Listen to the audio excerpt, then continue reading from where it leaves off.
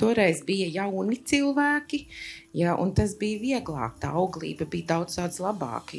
Es neteiktu, ka pirtīšus man atdalīja no tā bērna. Tam stāstam es tā kā pati neticētu. Viss notiek tomēr tādā apmaiņas ceļā, jo ir tas priekšstats, ka visi labumi, gan materiālie, gan nemateriālie, ir ierobežoti un visu laiku ir kaut kas, ja tu kaut ko ņem, tev kaut kas jādod pretī. Viņš ir tehniskais direktors, bet viņš noteikti nav emocionāls. Un tad es arī sievietēm saku, ka tas nenozīmē, ka tas ir slikts vīrs. Paga. Kur ir labi? Jā, ir tādi. Ir Pirms tāds tops. bērns piedzimis, kā var vispār par vārdu vēl domāt?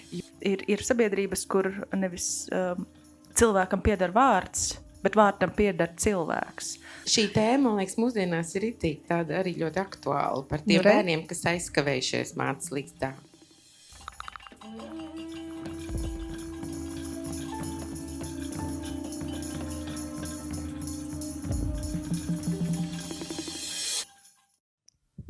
Labdien, sveiki vēlreiz, un sāksim mūsu domnīcas otro daļu, kas ir veltīta cilvēka mūža pirmajiem godiem, un tās ir krustabas. Krustabas notiek tāpēc, ka ir piedzimis kāds bērniņš, un par to, lai tie bērni dzimtu, respektīvi, mēs varam atkāpties jau uz iepriekšējiem mūža godiem, uz kāzām, kur notiek dažādas darbības, lai veicinātu šo auglību, nodrošinātu un lai veicinātu to bērnu dzimšanu. Piemēram, līgautu, rabber ar graudiem, šķīvja sasišana vai poda sasišana, un tad tās lauskas tur simbolizē tos bērnus. Līga vai sēdina klēpī bērniņu. Var sakot, tā jaunā sieviņa tiek orientēta uz to, ka viņai priekšā ir vairākas dzemdības. Bet dzemdības savukārt, lai notiktu, ir tas bērns jāieņem. Kā vispār sabiedrības dažādos laikos ir domājušas par šo dzimstības regulēšanu, vai viņa ir notikusi tāda haotiski, vai tomēr ir domāts par katra bērna ieņemšanu un piedzimšanu. Varbūt sāksim ar Ievu. Jā, šeit tiešām droši vien man tas antropoloģiskais skats un tā pirmā atbilde tiešām ir par to, ka jā, tas, kā mēs domājam, tas, kā mēs praktizējam, visas šīs lietas ir tiešām saistīts ar to laiku, kurā mēs dzīvojam, to vietu, kuru mēs dzīvojam, un tas ietekmē daudzas mūsu pieņēmumus par to, kā pirmkārt bērns rodas, jo tas arī nav tā pašsaprotami, ka ir tagad vīrietis un sieviete un viss automātiski notiksies. Ir dažādi sabiedrības, kur arī tie pieņēmumi ir arī citādāk par to, kā bērns rodas. Un tālāk arī, protams, pat domājot mūsdienu sabiedrībā, ņemot vērā visas tehnoloģijas, kas ir pieejamas, jaunās reproduktīvās tehnoloģijas, kā mēs to dēvējam, kas arī tiešā veidā ietekmē to, kā mēs vispār varam iedomāties vai iztēloties to, kā bērns var rasties vai var nerasties. Tā kā jā, tiešām tā pirmā atbilde ir saistīta ar to, ka tik atkarībā no tā, kur un kā mēs esam, arī kādā varbūt vienas tās pašas sabiedrības grupā mēs esam, tā mūsu izpratne par bērna rašanos vai par to, kā bērnam jārodas vai kāpēc jārodas vai kāpēc nevajadzētu rasties, var būt ļoti, ļoti atšķirīgas.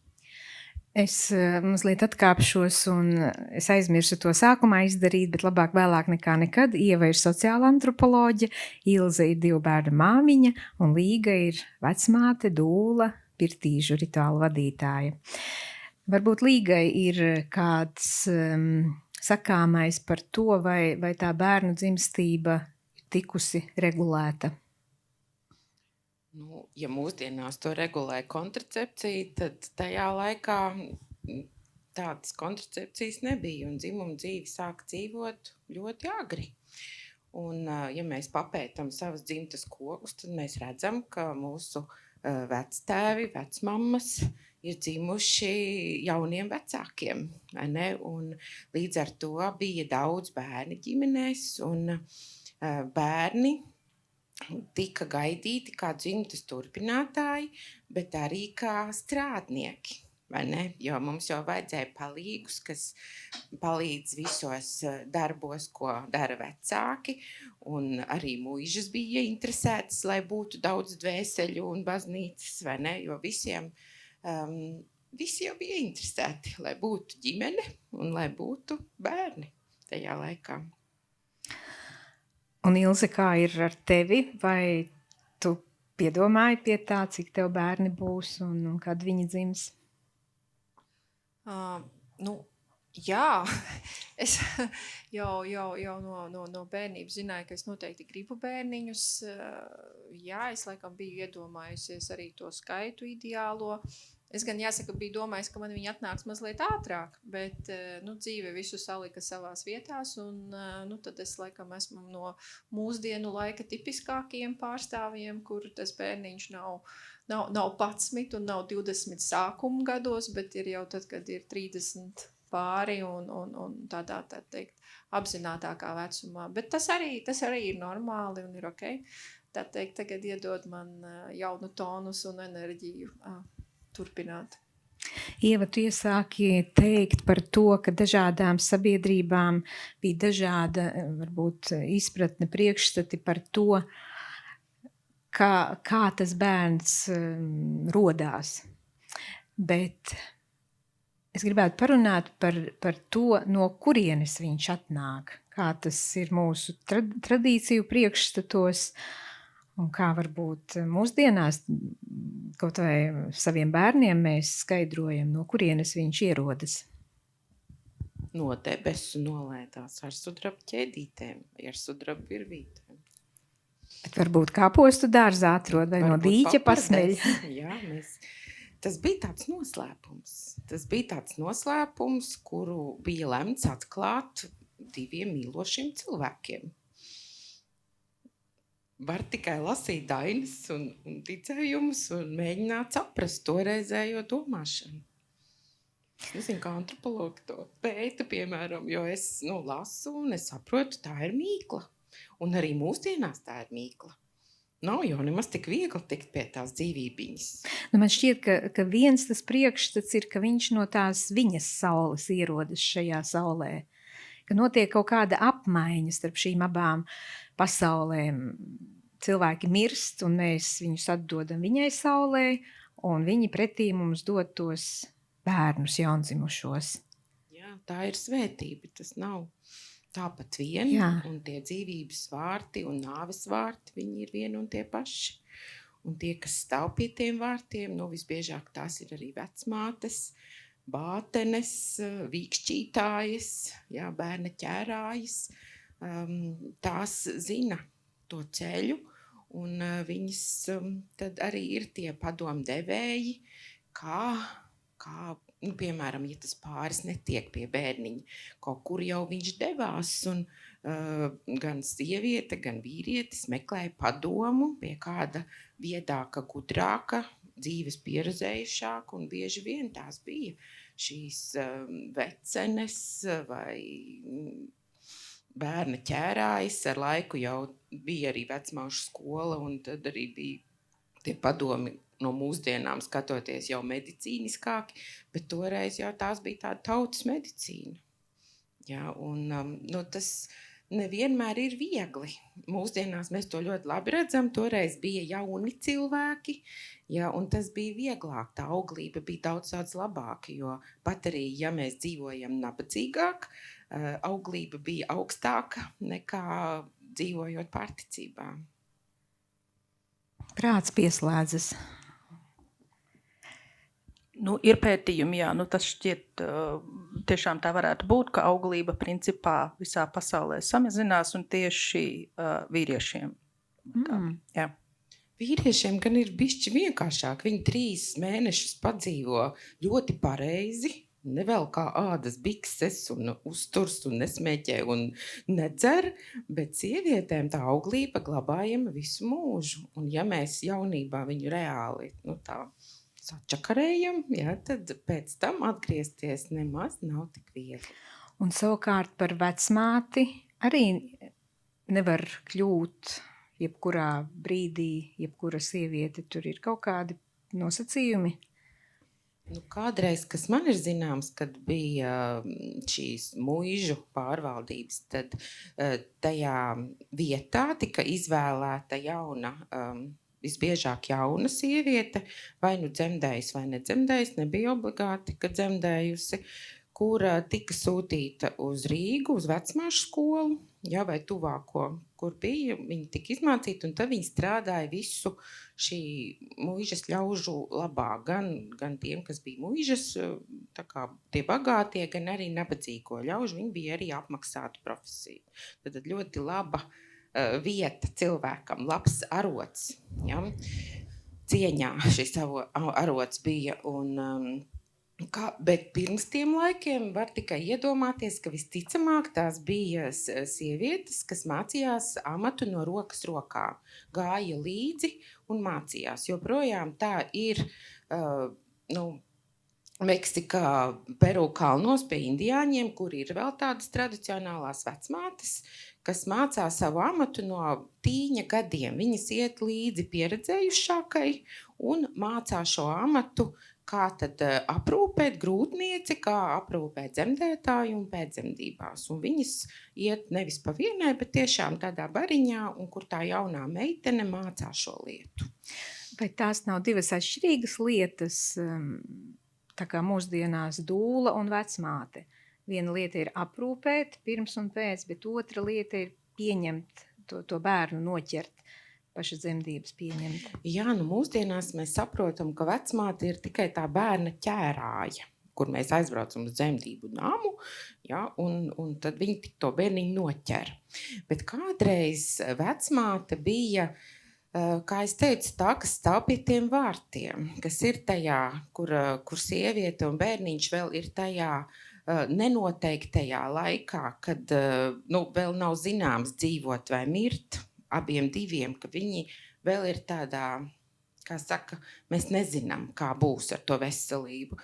Un vecmāte stāvēja klāt, palīdzēja ne tikai tiem, kas ienāk un dzemdē, bet arī tiem, kas aiziet. Vecmāte bija pirmā, ko sauca gan radību brīdī, gan arī, kad kāds mira no mūsējiem, jo, ja tagad aizved vienkārši uz morgu, ja, tad toreiz sauca vecmāti, kas palīdzēja aizvērt acis, nomazgāt, saģērbt, ierādīja, kā to dara, ja, jo bija bailīgi.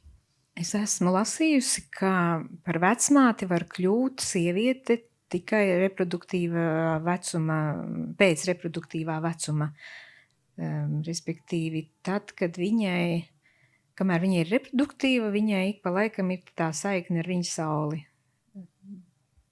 Jā, nu droši vien jau, ka tas jau arī ir tāds, es arī pati varu no sevis pateikt, ka arī es vispirms biju matemātikas skolotāja, nostrādāju skolā, un tikai tad, kad piedzemdēju savus bērniņus, es sapratu, ka es gribu būt vecmāte. Jā, tas noteikti katrai vecmātei ir savs stāsts, kāpēc viņa iet šo ceļu, vecmātes ceļu. Kā sievietei būtu jāgatavojas šīm te radībām? Ilze, kā piemēram, vai tu kaut ko īpaši darīji, vai tieši otrādi kaut ko vairs nedarīji? Jā, šajā gadījumā dzīvoju normālu dzīvi, strādāju, kamēr tas bija iespējams, izglītojos par to, kas ir sagaidāms, cik labi tas ir iespējams sagatavoties vispārībā tam, kas tur ir sagaidāms, protams. Attiecīgi, jā, es esmu tāds racionāls pēc dabas cilvēks, mēģinu visu maksimāli saprast, izpētīt un būt gatavi izvēloties, manuprāt, piemērotāko vietu, kur dzemdībām notikt, izvēloties vecmāti un izplānojot to procesu vismaz savā galvā, cik tālu tas ir iespējams. Tāpat tās jau dzīve ievieš korekcijas, bet tā plānošana man deva tādu tā kā miera sajūtu, ka es esmu izplānojusi variantu A, variantu B, variantu C. Nu, skaidrs, ka tas varētu neviens no viņiem nepiepildīties, bet vismaz es esmu to apdomājusi un savā galvā, tā skaitā arī pieļaujot visādus scenārijus, protams. Bet, jā, es tam kārtīgi gatavojos. Vai nav tā, ka mūsdienās ar vien vairāk tās mājdzemdības izvēlās? Nē, tur ir stabils procents, 1,5% mājdzemdības, un viņš tā arī stabili turās. Tā gatavošanās, redz, tā tradīciju ziņā arī jau nav aprakstīta. Kā tad gatavojās? Pirts taku ravēja. Ko nozīmē pirts takas ravēšana? Katrai to nozīmē kaut ko citu. Vai ne? Un, ja ir tā kā ļoti pirmais bērniņš, un tur viss notiek labvēlīgi, tad ir pilnīgi cita gatavošanās. Un, ja savukārt jau sieviete ir piedzīvojusi kādu zaudējumu, tad ir pilnīgi cita gatavošanās. Katram ir savs ceļš un savas nezāles, kas jārok, vai ne? Un mūsdienās tas cits arī gatavojas tikai fiziski, iet vingrot, cits tikai intelektuāli, lasa grāmatas un iet uz kursiem. Un tas, kas man, kā vecmātei, vienmēr ir piebilstams, gatavojamies arī emocionāli un garīgi. Jo tas nav tik tehnisks process. Mēs nezinām, kā būs arī mūsdienās. Mēs nezinām, kā būs. Neviens mums nevar apsolīt, ka mums tiks dots. Mēs to nevaram. Neviens, pat vislabākais ārsts, to nevar apsolīt. Tas ir nezināms, vai tiks mums dots vai nē, un līdz ar to mēs gatavojamies tiešām dažādiem scenārijiem, kā Ilze teica. Pat ja mēs esam veselas un viss ir kārtībā, mēs esam gatavas visiem scenārijiem. Un tas ir ļoti grūti pateikt, kā tieši sagatavoties. Tā, kas dzīvos laukos, tā ravēs, tā rušināsies pa zemi, daudz rāpos, darot savus darbiņus. Pilsētnieces nāk vingrot, jo viņām nav kur rušināties par zemi. Viņas brauks uz retrītiem varbūt un vēl visu kaut kā izdomās meditēt. Katram savs. Un nav pareizā vai nepareizā. Visi scenāriji labi. Jā, man šķiet, ka tas, ka šeit ieskanās arī tas, ka šis laiks, tas ir sociāls process, lielā mērā arī tāpēc, ka mēs tomēr esam saistīti viens ar otru, mēs esam visos šajos attiecību tīklos un arī attiecības ar vecmāti vai attiecības ar citiem cilvēkiem šajā gaidīšanas laikā ir ļoti, ļoti svarīgas un var ļoti ietekmēt to, kā mēs jūtamies. Un otrs ir tas, ka šis arī ļoti lielas, kā Līga arī ieskicēja, tomēr neziņas process, ar ko mēs kaut kādā veidā mēģinām tikt galā ar šo neziņu par to, kas varētu būt, jo mēs apzināmies tiešām arī tos scenārijus, kurus mēs negribētu piedzīvot, par to iespējamību, par to varbūtību. Un, principā, jau šobrīd tajā mūsu realitātēs dzemdības ir principā ļoti, ļoti medikalizēts process, vai ne? Un jūs pieminēja mājdzemdības, tas ir salīdzinoši neliels procents, manuprāt, sieviešu, kas to izvēlas. Un dzemdības kā medikalizēts process ir kaut kas tāds, kas arī tiešām ļoti lielai daļai cilvēku var sniegt kaut kādu šo drošības sajūtu. Protams, no vienas puses tas ir kā vispār pieņemtās normas, ka tā ir jābūt. Ka tas ir tas standarts, kas ir iztēlots, izdomāts šobrīd, ka dzemdībām jātiek pieņemtām dzemdību namā vai Stradiņa slimnīcā vai kādā citā slimnīcā.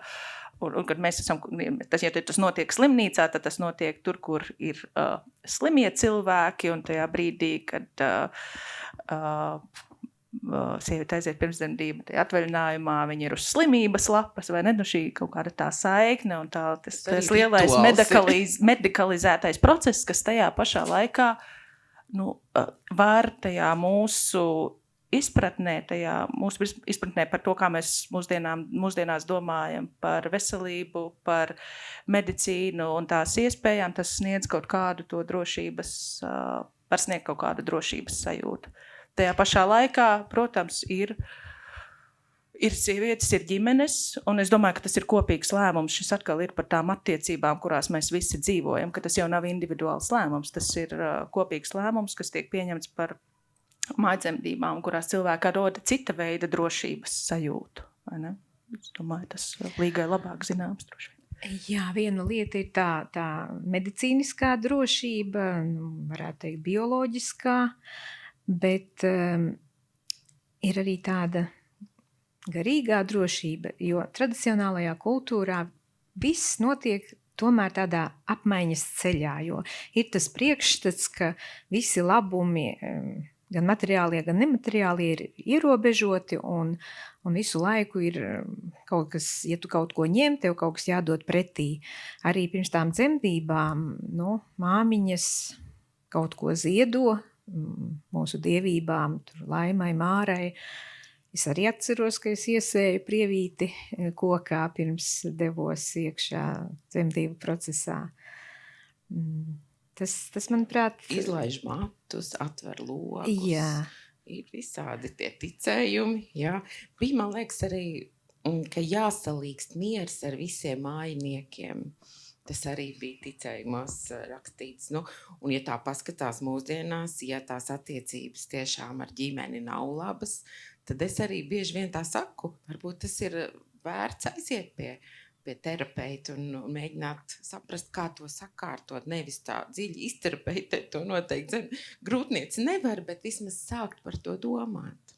Tās piedošanas un gan dievībām, gan arī savējiem cilvēkiem, kas ir blakus, kas par tevi domā, mīļas domas un dara labus darbus, kā nu mācēdami un prasdami. Un kā ir ar to tuvinieku atbalstu, kā ir ar vīra piedalīšanos dzemdībās? Lielākoties vīrieši sendienās nepiedalījās dzemdībās, tiešām sauca māti, sauca vecmāti vai tuvāko sievu, kas bija sasaucama uz to laiku. Bet ir arī ticējumi, kur ir rakstīts, ka grūtās dzemdībās vīru aicināja klāt. Ja, un viņam kādreiz pat lika ieņemt kaut kādas pozas, lai viņš var viņu noturēt. Ja, tā kā bieži vien sauca to vīrieti arī. Nebija tā, ka viņš bija kaut kur pavisam izslēgts. Viņš tur pat aiz durvīm bija. Ilze, kāda bija tava izvēle? Vīrs piedalījās, jā, protams. Abiem bērniņiem. Tas tev palīdzēja? Jā, es nevarētu iedomāties bez viņa to procesu. Mans vīrs ļoti bailīgs, piemēram. viņš ir tehniskais direktors, bet viņš noteikti nav emocionāls atbalsts. Un tad es arī sievietēm saku, ka tas nenozīmē, ka tas ir slikts vīrs. Viņš vienkārši ir tāds, un tāpēc jau mēs mīlam viens otru, un tad man jāņem cits palīgs, kas iedod man to, ko man vajag.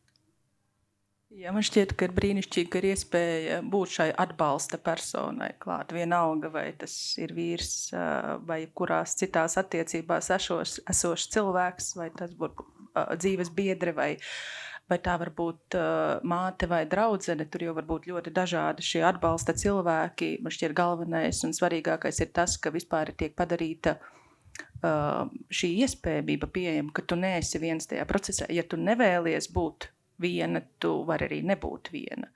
Un tev arī būt šīs izvēles iespējas, domāju par to, kas ir tas cilvēks vai kas ir tie cilvēki, ko tu vēlies līdzās šajā procesā. Jo man šķiet, mēs ieminējos iepriekš par šo drošības sajūtu, un arī to sasaistot ar kaut kādām tām publiskajām diskusijām, kas arvien vairāk izskan arī pēdējā laikā Latvijā par vardarbību dzemdībās, piemēram. Un tomēr tā blakus cilvēkā, to tuvo cilvēku būšana blakus, tas ir vēl viens veids, kā mēs sevi nedaudz pasargājam šajā laikā. Jo, tomēr tas medikalizētais process, tas arī nav, tam ir savi iegumi, tam ir savi kaut kādas tās attiecības, kas veidojas tajā noteiktajā vidē, kas varbūt nav tik gluži vienlīdzīgas arī, nav tik vienlīdzīgas, kā mēs tās vienmēr gribētu. Piedzimšana un krustabas kā atdalīšanās. Pirmā atdalīšanās bērnam no mātes ir nabas saites pārgriešana. Ko tas nozīmē un vai tas tiek ritualizēts? Es neesmu atradusi ticējumus par nabas saites pārgriešanu. Es esmu lasījusi par to, ka nabas saiti, tad, kad jau bērniņš piedzimis un placenta piedzimus, ka nabas saiti izvirpina caur bērniņa pirkstiem, lai būtu labs rakstītājs. Par to, cik ilgi pulsēt nabas saitē, šobrīd pētījumi ir daudz, bet toreiz ticējumos par to nebija nekas tāds rakstīts. Ja, bet tas ir tāda, kad dzemdības noslēdzās tad, kad piedzimst placenta. Jā. Un, kad pārgriežam nabas saiti, tad mēs varam teikt, ka dzemdības ir noslēgušās. Un Nevis, ka bērns piedzimst, bet kad placenta. Jā, placentas piedzimšana ir kā otras dzemdības. Jā, placenta ir bērniņa otra puse, un par otru pusi, par placentu, ir ļoti daudz ticējumi. Ja, un latvieši uz placentu skatījās kā uz ļoti īpašu, ja nevelti viņu sauc par otru pusi, un rīkojās ar placentu ļoti cieņpilni. Jo tas, ko saprata jau toreiz, vēl nezinot tik daudz par medicīnu, kā mēs tagad zinām, ka placentārais dzemdību posms ir visbīstamākais posms. Nevis bērniņa dzimšana, bet tieši placentas, jo tad var notikt šī asiņošana sievietes, un tāpēc ar placentu apgājās tieši tāpat kā ar dzīvu cilvēku. Viņu apmazgāja, izpētīja, ietina tīrā autiņā un apglabāja. Un apglabāja arī kā nu kurš. Cits apglabāja zem ozola, lai aug dēls stiprs kā ozols. Apglabāja stallī zem zirga kājām, lai dzīvē tālu uz priekšu tiek. Apglabāja zem rozēm, lai aug dēļa kā roze. Apglabāja zem ābeles, lai mīl tēvu un māti. Ja vairs negribēja bērnus, tad apraka lauka vidū zem akmens otrādi ar muti uz leju, tā kā ar to nabas saiti uz leju. Tā. Jā, te atkal ir tie priekšstati par šo sauli un viņa sauli, un tie tika uzskatīts, ka bērns paliek šai saulē, bet to placentu atdot viņa saulē. Un tā kā ir norēķināšanās notikusi, un jā, lai tāds labvēlīgs iznākums. Jo iznākums. citās kultūrās otra puse bija kā dvīņu brālis, dvīņu māsa. Ja mēs palasām, kas citās kultūrās rakstīts, ka tas tiešām ir tā kā mēs atdodam. Jā. Jā. Nākamais pēc radībām, ir svarīgs rituāls, ko saucam par pirtīžām, kas ievada arī krustabas, un periods līdz šiem rituāliem arī ir tāds, ka tiek uzskatīts, ka tas bērns vēl, un tai dzemdētājai vēl ir ļoti liela saistība ar viņa sauli, un ka tas bērns vēl nav pilnvērtīgs cilvēks. Piedzimšana pati par sevi vēl nenodrošina to, ka viņš ir cilvēks. Kad rīkoja, kad jārīko šīs te pirtīžas un krustabas? Pirtīžas, vismaz ticējumos ir rakstīts, ka pirtīžas rīkoja 8. dienā, dienu pirms krustabām, vai arī ir arī diezgan daudz ticējumu par to, ka tas var būt arī 6. nedēļā. Tātad, kad ir tas nedēļnieces laiks, un kad ir šis tāds vēl nedrošais brīdis, lai mēs kaut ko rīkot. No vienas puses mēs bišķi gaidām, lai tā kā labi justos gan māte, gan bērns, jo nevar kaut ko ar cilvēkiem darīt, ja viņi netik labi jūtās, ka nav atkopušies vēl. Un tad gaidīt to brīdi, kad jūtās labi. Un arī mūsdienās es arī vecākiem saku, neskrieniet 8. dienā no mājām ārā. Sagaidiet to brīdi, kad jūs tā mierīgi varat sataisīties un doties uz to pirtiņu. Vai varbūt tikpat labi jātais mājās savā vannā tas mūsdienās. Jā. Tā kā, tas tāds brīdis, kad mēs tomēr sagaidām, kad viņi labi jūtās, ka dzīdīšana ir aizgājusi un ka mēs varam doties pirtiņā. Tad, kad es skatījos arhīvu materiālus tur par savu dzimtu, biju pārsteigta, ka tā tās kristības jau ir notikušas 2. dienā pēc piedzimšanas bērna. Viņš ir piedzimis tur 1. datumā, 2. dienā jau ir baznīcas grāmatā ieraksts. Ir bijusi tā Jā, bija steiga. dažādi kaut kā. Bet tam Latgalē ir arī pieraksti par to, ka vispirms ir kristības, un tad ir pirtīžas. Arī tā ir. Ja kāpēc, mēs jau varam tikai minēt. Vai Mums ir ir kaut kur? versija, Ieva. Jā, ja es visu laiku atgriežos pie tā drošības jautājuma dažādās tajos līmeņos un veidos. Un, šajā kristīgajā izpratnē, protams, bērnam ir jābūt pēc iespējas ātrāk nokristītam, lai viņš aizietu to ceļu, kas viņam būtu jābūt, būtu paredzēts kā kristīgam cilvēkam vai ne, kā kristītam cilvēkam. Un droši vien, ja ir kaut kādas tāda brīži, kad izskatās, ka varētu būt tas šaubīgs, tas tālākais ceļš, tas kristības jau bija nepieciešams pēc iespējas. Es saprotu, ka ātrāk. tas nav tikai ar šo paņemšanu kristīgo svēto aizgādībā, ka tas ir arī pirmskristietiskajos uzskatos tā steiga, kaut vai tā 9. diena, jo tas saistīts ar vārda došanu tam bērnam. Kamēr viņam nav dots vārds, viņš neaizsargāts. Jā, viņš arī nav cilvēks vēl. Jo vārds jau dod tam cilvēkam identitāti, vai ne uzreiz ar vārda došanu rodas tā personība lielās līdījās. Līdzīgi kā šobrīd kaut kādā tā valstiskajā ietvarā, vai ne, kur vārda došana ir ļoti, ļoti, tā kā tā ir jau valstiska prakse. Mēs dodam vārdu un bērns kļūst ar to vārdu tajā brīdī, ka vārds ir ierakstīts dzimšanas apliecībā, principā, vai ne? Līdz tam brīdim, vai tas bērns ir vai nav, mēs īsti pat savā ziņā ir, bet tādā valsts izpratnē līdz galam nav, vai ne?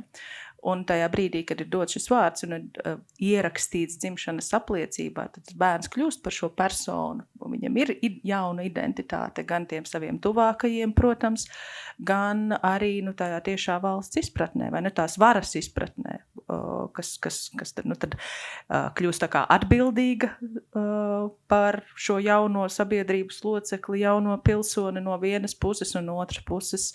Tā kā prasa no šī jaunā pilsoņa ar laiku dažāda veida pienākumus.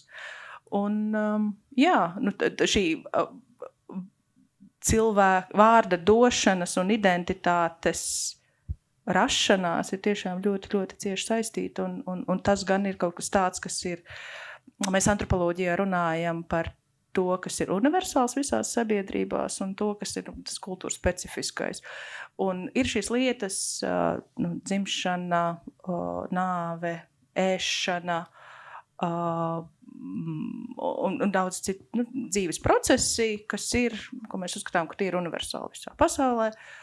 Un vārda došana principā ir viena no šīm lietām. Tas, kā tas notiek, var būt ļoti, ļoti atšķirīgi. Mēs pie tā vēl nonāksim. Jā. Jo tā ir krustabu viens no centrālajiem elementiem. Ilze, kādā vecumā tavi bērni tika krustīti un veikti šie rituāli, un pēc kādiem principiem tu izvēlējies laiku? Šajā gadījumā viens bērniņš tika krustīts nākamajā dienā pēc pirtīžām, un tas bija 3 mēnešu vecumā.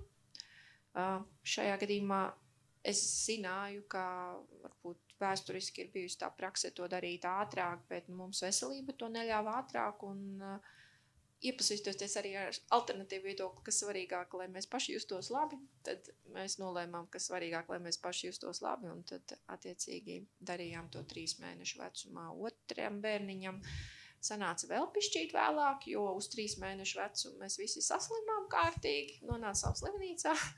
Un tad bija vēl pišķīt vēlāk, bet arī nebija nekāda vaina. Galvenais, lai tā kā visi justos labi un ērti. Jā.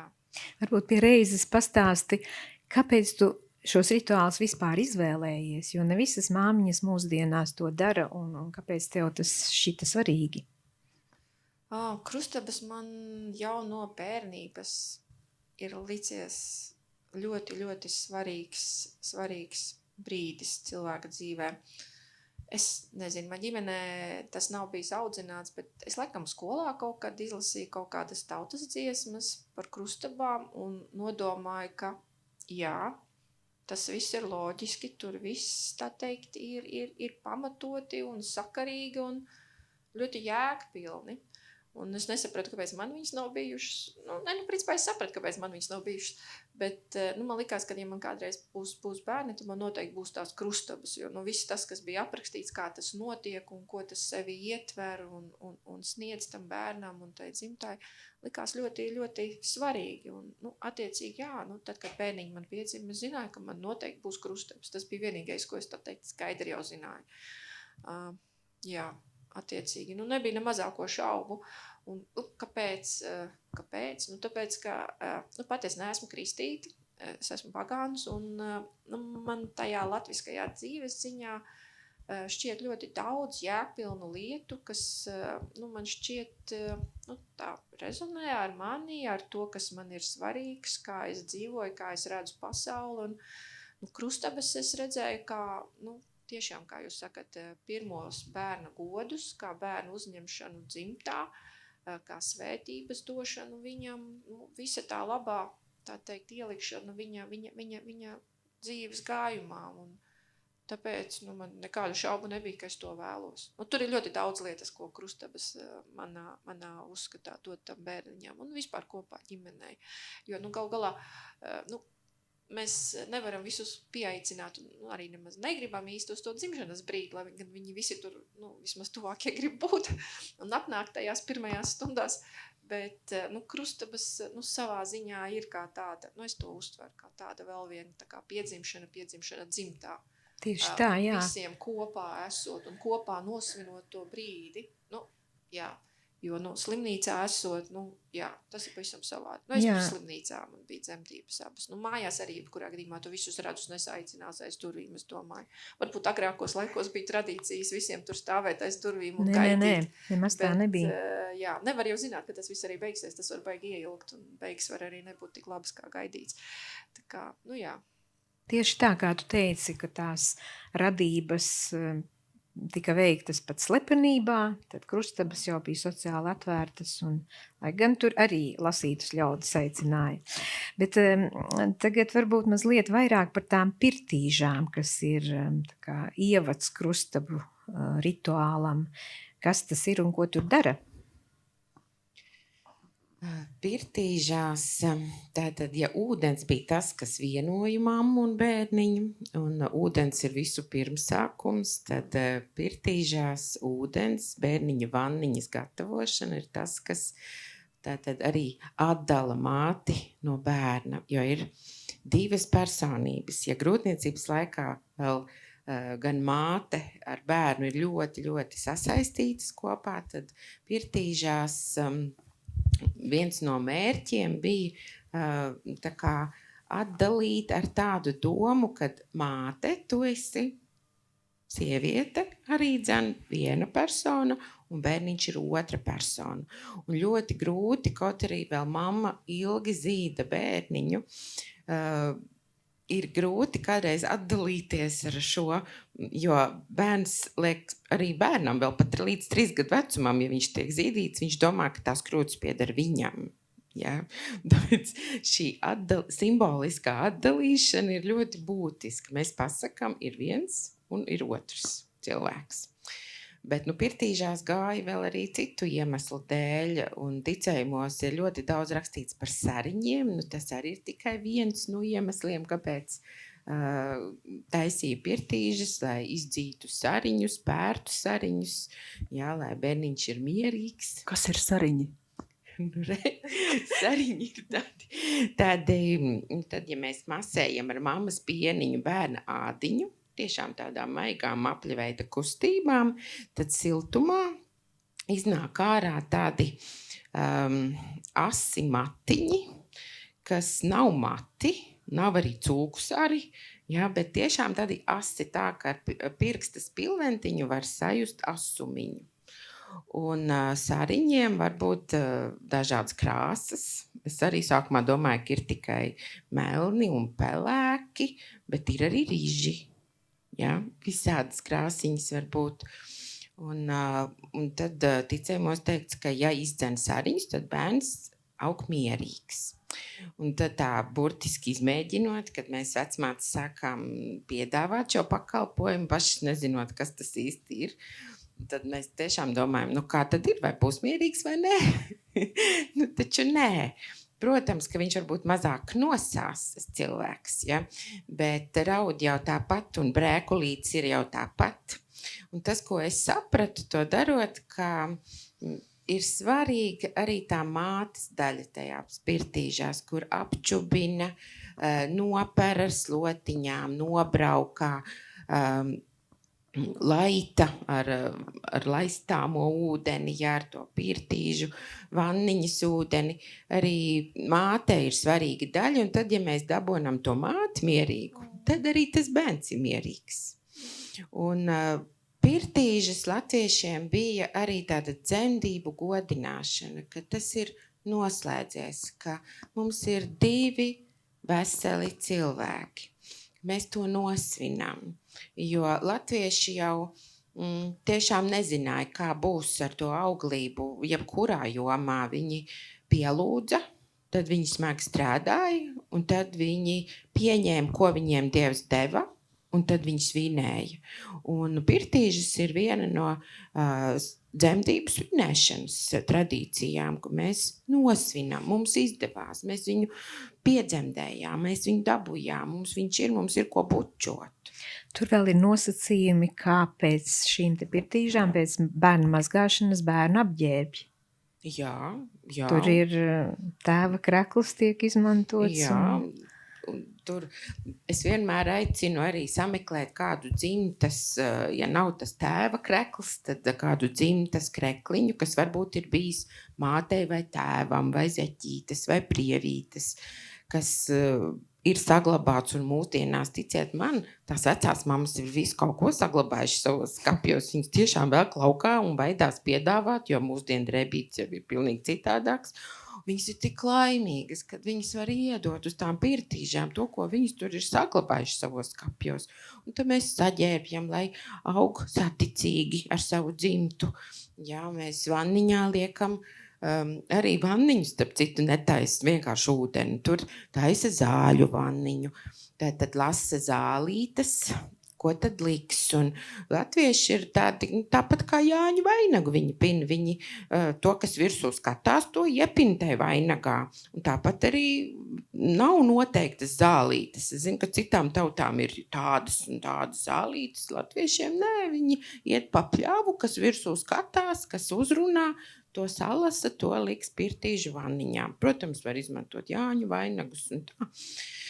Un pumpuriņus, un saknītes, un miziņus, un visu kaut ko. Tad liek sudrabiņu vannas ūdentiņā. Sudrabs tad tai bagātam mūžam. Sudrabs arī no mūsdienām zināms, ka to sudraba joni, tas arī veselībai ļoti labi liek. Tātad oglīti, pīlāģa vai kadiķa oglīti aizsardzībai, lai neviens nenoskauž un nenobrīnē. Liek sarkanu dzīpariņu, lai laba veselība. Liek zaļu dzīpariņu, lai dzīve kaut zaļas zara. Lai viss, ko cilvēks dara, viņam veicās iet no rokas. Liek maizīti. Jā, tāpat kā šūpulī neliec māte bērniņu šūpulī bez maizītes, bez naudiņas, tāpat arī tai ūdentiņā liek maizīti. Nu tā kā viss tādi ticēji. Jā, es klausos, es ļoti daudz iemācos tagad. Un uzreiz arī fonā ar to, tā kā pētnieka to skatu un tiešām tajā salīdzinošajā kontekstā un domājot par to, kā mēs varam visus šos, procesus kontekstualizēt. Un tas tiešām izklausās tāds burvīgs rituāls, vai ne? Un rituāls, kura doma tiešām ir apliecināt bērna piederību tai noteiktai kaut kādai kopienai, gan tādai, es pieņemu, plašākai sabiedrībai, gan arī tai tuvākajiem cilvēkiem, dzimtai, vai kā mēs par to domājam. Un otrs arī tiešām rituāls, kurā spēcīgi iezīmējušas rūpju aspekts, vai ne? Un rūpes, kā tās rūpes tiek praktizētas un rūpes tiek realizētas gan par to bērnu, kā tu saki, un gan arī par to māti. Un tajā laikā, kad šie abi cilvēki ir tiešām vis tādā ievainojamākajā posmā, un tad tiešām sanāk tas, un tās rūpes, kas nav tādas individualizētas rūpes, bet tiešām šīs attiecība rūpes un tās sociālās rūpes, kas visā šajā, tā kā tiešām ieskanās tajā, vismaz tajā, kā tu to stāsti par to, kā šis rituāls tiek praktizēts tagad, visas šīs līnijas tā ļoti jauki iezīmējas. Ilzi, tu to piedzīvoji? Jā, precīzi visu to, ko Līga stāstīja 2 reizes, bet katra no šīm te reizēm bija jāsaka ļoti atšķirīga, jo tās situācijas man bija dažādas un es pat arī jūtos, protams, atšķirīgi vienā situācijā un pēc tam, bet jā. Katrā ziņā to rūpju sajūtu tu ieguvi. Jā, tas ir tāds, es pat nezinu, ja krustabas ir tāds plašāks pasākums, vairāk tiešām ar to dzimtu, tas ir vairāk kā svinības, vairāk kā godi. Jā, rituāls, bet vairāk kā svinības. Tad pirtīšas, es teiktu, ir dziļi intīms process sievietei, mātei ar bērniņu. Šajā gadījumā ar palīdzību iziet visam tam cauri.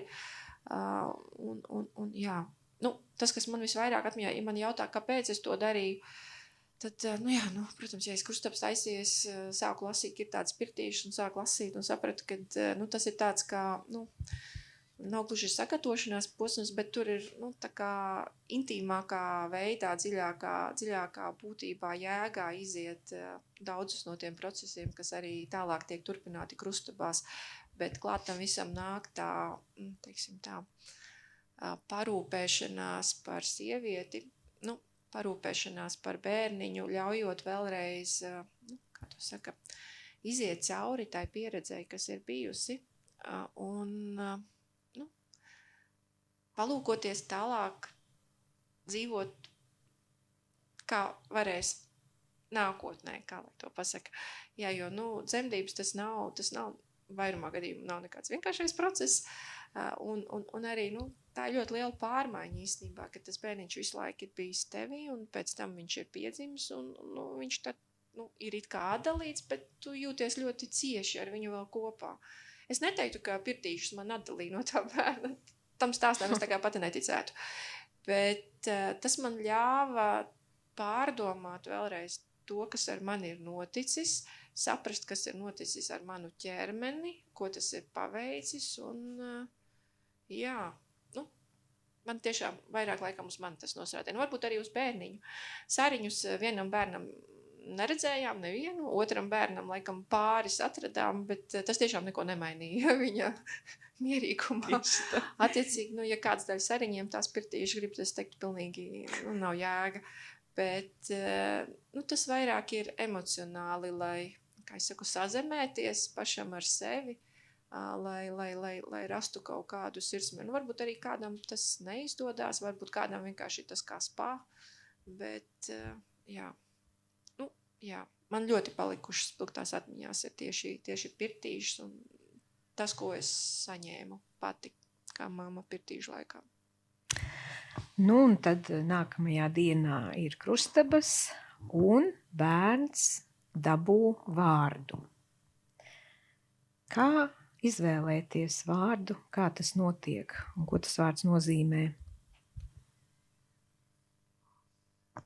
Nezinu. Mani nepiedalīja kā mamma. Man teica, ka man jāpaliek mājās un aizgāja ar manu bērnu projām. Un tad atnāca un pateica, kāds viņam ir vārds. Attiecīgi, es nezinu, kāpēc viņi tādu manam bērnam vārdu ielika.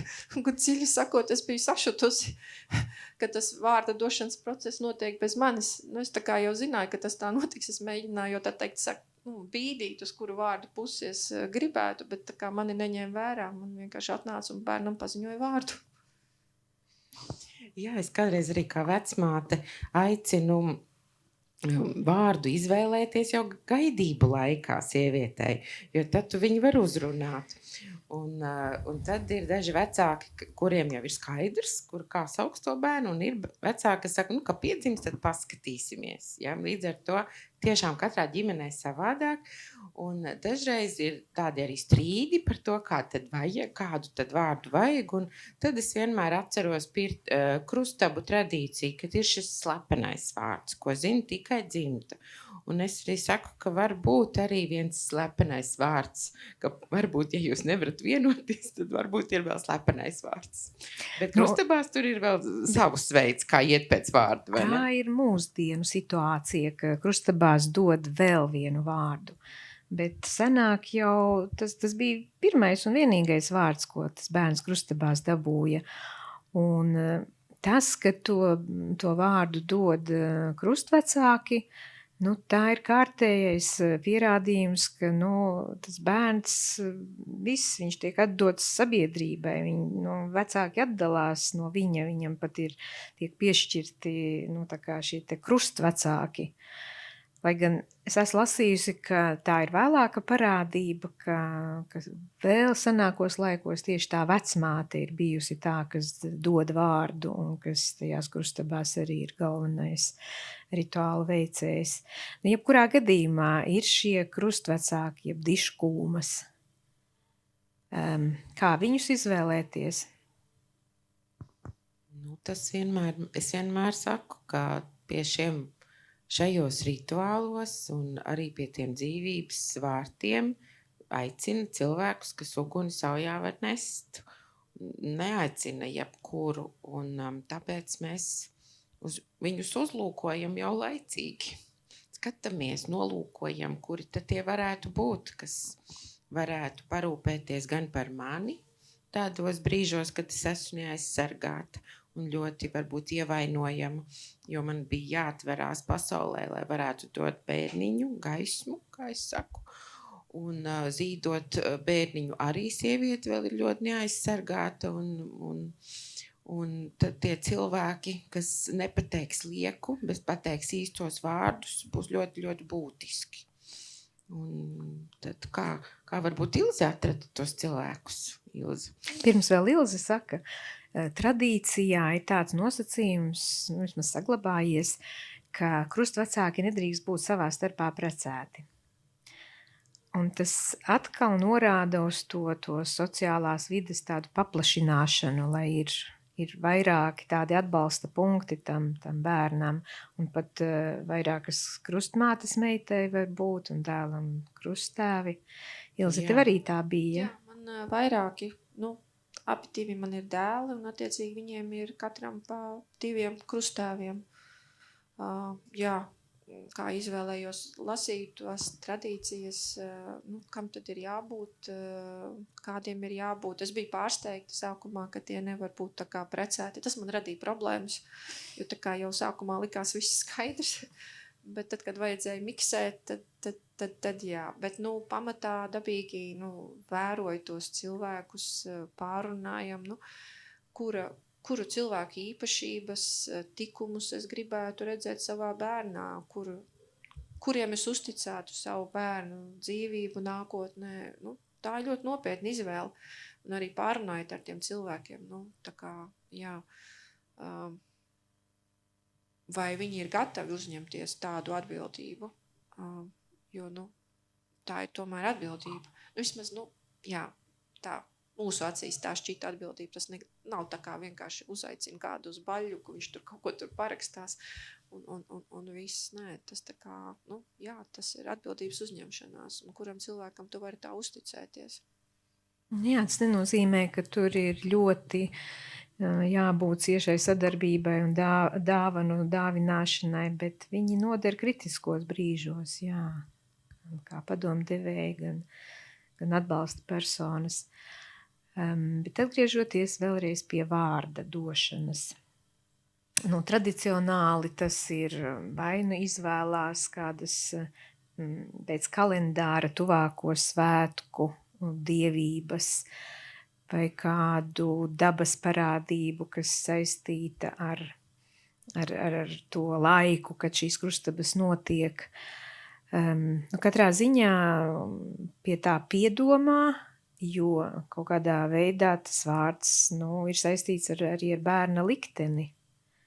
Bet varbūt, Ieva, tev ir kaut kādi piemēri no citu tautu tradīcijām vai arī latviešu? Man liekas, ka tas process vārda. Jā. Latvieši vārdu meklē, dodās uz Māras baznīcu, kas iespējams varētu būt dzimtas kapu vieta un tā kā kopā ar Latvieši dara dažādi, es teiktu. Jā. Daļa latviešu dara šādi, daļa latviešu iet kopā, es nezinu, pāris kalendāram un tad strīdās. Tas daļa mūsdienas.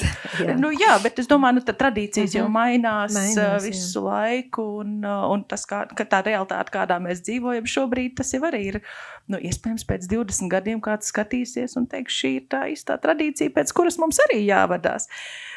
Bet man šķiet tiešām, mēs meklējam tos vārdus un tas, kādus vārdus mēs izvēlamies bērniem, vienalga, kā tā izvēle notiek, ļoti daudz jau stāsta, ļoti daudz pasaka par mums un par to sabiedrību, kurā mēs esam, kaut vai var smīkņāt par tiem 90. gados dotajiem vārdiem, kas nāca no kaut kādiem tur teleseriāliem, vai ne?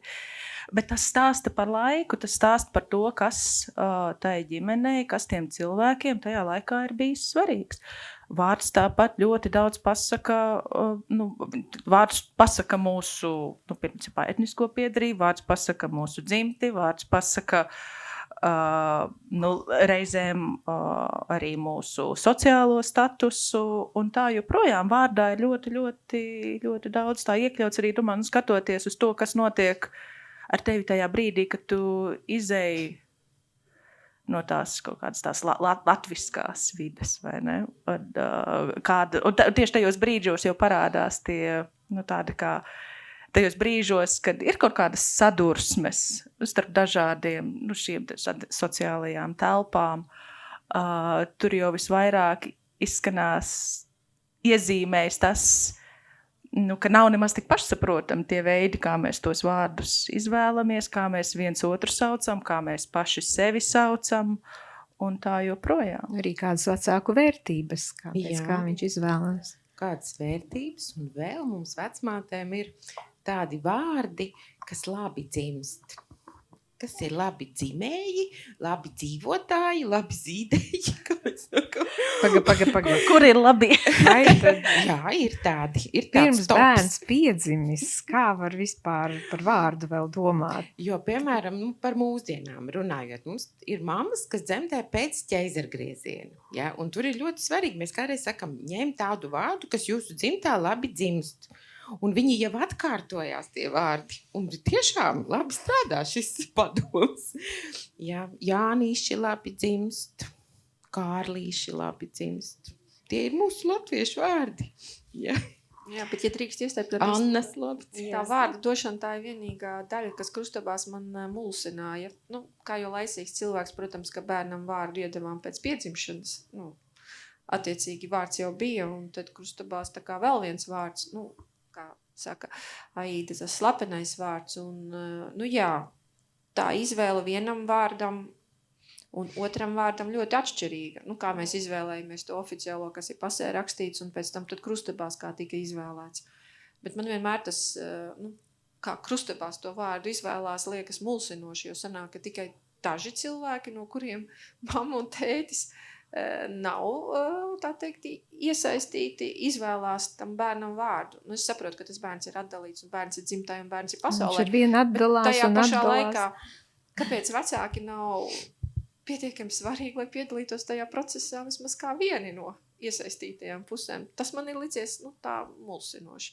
Jo, pirms es iepazinu to tradīciju uz savas ādas, es biju iedomājusies, ka krustabās visi tie salasītie ļaudis tad kopīgi izvēlēsies to vārdu, bet sanāca, ka nē.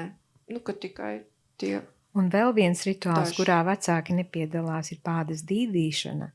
Un tur arī to pādīti dancina, un to dara tie pieaicinātie ļaudis, un vecāki vienkārši stāv malā. Jo viņi jau visu savu labāko tam bērnam ir atdevuši, un tagad... To es vēl saprastu. Tas ir viens mirklis, bet tas vārds, tas ir uz mūžu. Attiecīgi, kāpēc vecākiem nav pie tā teikšanas, ja kādam būtu labā atbilde? Bērns mums nepieder. Bērns mums nepieder. Viņš pie mums atnāk, padzīvo dažus gadus, cits 18, cits 16, cits 24, kamēr pabeidz augstskolu, un viņš dodas dzīvē, un mums viņi ir jālaiž dzīvē. Jā, bet ar tiem krustvecākiem viņš nepieder. Nevienam viņš nepieder. Attiecīgi, mums ir vienādas tiesības, principā. Bet tā ir dzimtas sapulce ar dzīvajiem mirušajiem kopā, un arī pašam bērnam tur tā kā tiek jautāts. Tur tāds netik vienkāršs process. Šī tēma, man liekas, mūsdienās ir tāda arī ļoti aktuāla par tiem bērniem, kas aizskavējušies mācas līgstā. Tā izrādās. Varbūt tīri kontekstam ātri iemetīšu to, ka ir sabiedrības, kur nevis cilvēkam pieder vārds, bet vārdam pieder cilvēks. Tādā izpratnē, ka katrā noteiktā dzīves posmā cilvēkam ir cits vārds, un tad cilvēks iziet to dzīves ciklu caur tiem vārdiem. Viņam katrā dzīves brīdī ir vārds, bet viņš iziet caur šiem vārdiem, un nevienā brīdī nav tā, ka vārds pieder viņam, ir otrādi. Un kas tie ir pa cikliem? Kas tas varētu būt? Tie bija, no dzimš, ja es pareizi atceros, tiešām negribu sameloties, tas ir līdz pubertāte, un tad ir kaut kādi arī tie...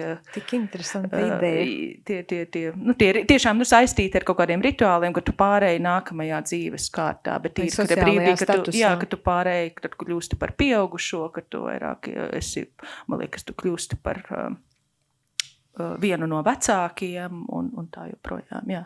Tas nav tik tieši taisīts ar tiem rituāliem, varbūt, kas Latvijā varētu būt tas svarīgākie. Jā, mēs varbūt visiem tiem rituāliem neiziesim cauri, bet vēl tāds svarīgs ir tā šūpuļa iesvētīšana, kas varbūt ir krustabu noslēgumā, ka tā ir tāda arī, tā kā jaunas mājvietas, kurā bērns pavadīs ilgu laiku iesvētīšana, un tur ir aizsardzības nodrošināšana un dažādu priekšmetu salikšana, un lai gan mūsdienās, man liekas, ļoti maz izmanto šūpuļus, māmiņas. Tā jau nav problēma. Kā mēs darījām? Mēs izjaucām savu bērnu gultiņu, atradām lielāko no vieglajām mašīnām, kāda mums bija pieejama, aizvedām uz vietu, kur notika krustavas, salikām tur. Un tad konstatējam, ka tajā telpā nepietiek vietas, lai veiktu šo rituālu. Tad mēs viņu izjaucām arī tajā telpā, aiznesām uz citu telpu, salikām vēlreiz. Tur arī viss notika. Pēc tam vēlreiz izjaucām, aizvedām uz mājām un salikām. Un to mēs darījām 2 reizes, lai gan otrais mēs jau bijām gudrāki. Mēs izvēlējāmies telpu uzreiz, kurā viņu salikt, lai varētu tās krustabas notikt. Tā kā nav nekādas problēmas, to var izdarīt. Bet es piekritīšu, ka sākumā tas bija mulsinoši, jo visos aprakstos bija runa par šūpuli, un tur jāšūpina un tā. Mums nav šūpuļu, un tā kā nebija plānots iegādāties. Bet bija risinājums, tā kā nav problēma. Ja ir vēlēšanās, to var atrisināt. Un jāsaka, ka tas, ko dāvināja bērniņiem, tur vēl aizvien tur ir, un tagad, kad gultiņas ir lielākas, ir pārvietotas uz tām lielākajām gultiņām, un bērniņi, tā teikt, ir pie tā pieraduši, un tas ir viņu, un jā, tas tur ir. Tas, kas tika salikts tajā rituāla laikā, tas tur ir. Jauki, jā. Es tikai vēl aicinātu izmantot tiešām šūpuļus reālus, jo man liekas, ka tā šūpošanās un tas veids, ka viņš ir tāds maģisks un bērnam ļoti, man liekas, patīkams tā šūpināšana un tāda mazā mājvieta turpat blakus mammas gultai. Gan jau. Tikai, ja to var atļauties no telpas un rocības viedokļa. Bet ja nav, tā nav problēma. Tas nav ierobežojums, kāpēc netaisīt to rituālu. Par jau tas būtu tāds dzimtas groziņš, jo es atceros, ka man arī bija šūpulis bērnam, un tas pat nebija manis pirkts. Viņš vienkārši ceļojošais šūpulis, kurš ceļoja, pa dzimtu, kurš ceļoja par arī izlasītām ģimenēm. Viņš vienkārši nodevās tālāk. Tas, kas mums bija jāiegādājās, mums bija jāieliek āķis griestos. Jā. Un, man liekas, virvītis pat gāja līdz tas. Tas vispār, tikai āķis mums bija jānopērk. Ilze, bet tradīciju aprakstos tiek rakstīts, ka tās dāvaniņas vai tie priekšmeti, kas tur tika salikti krustabu laikā, viņi jāglabā tanī šūpulī līdz pirmo zobu parādīšanās bērniņam. Pēc tam var ņemt, jo tā kā tas periods tiek uzskatīts, ka tas bērns vēl ir tāds mīksts, vēl tāds nenobriedis, un tāpēc tiem kaut kādi dzels priekšmeti ir jātur tai šūpulī. Tos mēs izņēmām ārā ātrāk, jāsaka godīgi. Mēs dzīpariņus atstājām. Jā. Jo likās, ka tas, kas tur apakšā, tā kā mēs to gultiņu jaucām ārā un likām kopā un tā tālāk, tur jau tā ķēde bija pārauta tam visam. Bet mēs dzīpariņus saglabājām, jo, estīvi tajā brīdī to šūpuli pušķo ar dzīpariņiem, īpaši sagatavotiem, un tā saime to dara, domājot labas domas un sūtot savus laba vēlējumus tam bērniņam, un tas likās tik ļoti mīļi un simboliski, ka tos dzīpariņus jau gan mēs negribējām likt projām, lai arī cik banāli varbūt izskatās, tad arī tagad pie viņu gultiņām tie dzīpariņi ir piesieti, un tur ir, jā, tie dzīpariņi. Tā grāmatiņa un tas nav tur vairāk jau sen, bet dzīpariņi ir. Jā. Un kad tu pirmo reizi saviem bērniem matus griezi? Jā, es zinu, tur ir visādi ticējumi par šito te, bet man ir tā laime, es teiktu laime, ka maniem bērniem jau no dzimšanas bija gari matiņi, vienam jau sevišķi gari matiņi, un, tā godīgi, tā kā jau tādi viņiem uz tiem 3 mēnešiem tur tā kā rādījās, un tas puika. Respektīvi, lai acīs neiet, es jau diezgan tā teikt āgri apšņikāju. Tā tur nebija pēc visām tām tradīcijām. Vienkārši, bērnam grūti, un visi radinieki arī saka, ko bērniņam matiet acīs. Tā. Jā, interesanti, ka tradīcijās tur tanī pirmajā gadā neaiztiek šīs lietas. Jā, es centos izvilkt, cik tālu varēju, bet vienkārši gari skaisti lokaini mati un iet acīs arī. Man liekas, ka tur bija rakstīts, ka tad valodiņa neattīstīsies, vai ne? Un tā kā mūsdienās ir pierādīts, ka valodiņa atrodas pirkstos bērniņam, tad no tām manipulācijām, ko viņš dara, jā, tad es arī vecākus iedrošinu griežiet tiem puišiem tos matus nost, ja viņi lien acīs, kad pirkstiņi būs tie galvenie. Jā, varu apstiprināt, tas mazais čirkainais, garmatainais runā labāk nekā jebkurš cits viņa vecumā. Tā kā... Jauki. Jā, esam veselu stundu runājušās un tiešām interesanti un varētu runāt vēl un vēl, bet, laiks ir tik, cik ir. Varbūt nobeigumā katra varat kaut ko novēlēt un pateikt, lai mūsu jaunās māmiņas izvēlās šos pirmos bērna mūža godus svinēt un cik tas ir svarīgi. Varbūt jā. Es vienmēr mammām aicinu pēc dzemdībām noteikti izvēlēties, vismaz kaut mazu daļiņu no tā, kā mēs varētu godināt gan sevi par to lielo padarīto darbu, jo arī mūsdienās dzīvības došana nav pašsaprotama. Tas joprojām ir Dieva brīnums, un mēs nezinām, kad vai mums dos vēl, mēs to nezinām, un tāpēc mēs katru to savu veikumu godinam, mīļojam, čubinam, svinam, un forši, jo mēs to varam darīt tā, kā to darīja latvieši. Tas, man liekas, ir īpaši, jo man liekas, pat Lietuvā nav pirtīšu tradīcija, viņiem kaut kas līdzīgs, bet nav. Un man liekas, ka tas ir pats labākais, ko mēs varam iedot paši sev un savam bērniņam un savai dzimtai. Un, jā. Es aicinu to darīt, protams. Jā, es arī varu pievienoties tam un no savas puses noteikti ieteiktu visām mamām. ja negribās tās krustabas taisīt, tad pirtīšus noteikti izdariet jūsu pašu dēļ. Jūs to nekad neaizmirsīsiet. Ja jūs tam ļausieties, tas pasākums jums sniegs ļoti daudz ko. Vēlreiz pārdzīvot to skaistāko mirkli, skaistākās emocijas un palutināt sevi un aptvert, kas ar jums ir noticis. Jo principā jau ir tā, ka bērniņš piedzimst, tad uzreiz tu tiec ielikts tādā vāveres ritenī, ka tev jārūpēs par to bērniņu, ir jābaro, jākopj, viņš daudz darba, un tev īstenībā nav laiks nemaz apstāties un padomāt, kas ir noticis. Jo pa lielam, es arī gatavojos vairāk tām dzemdībām, bet tam, kas notiks pēc tam, netik ļoti.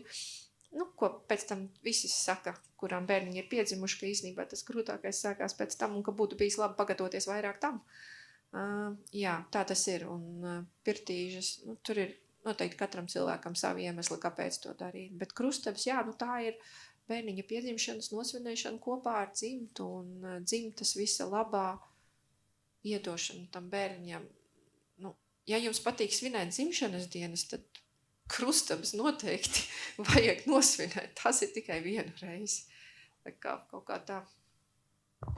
Jā, varbūt es tiešām varu tikai piebilst, ka droši vien aicinātu izvēlēties tās prakses un tos rituālus, kas uzrunā un kas apliecina to, ka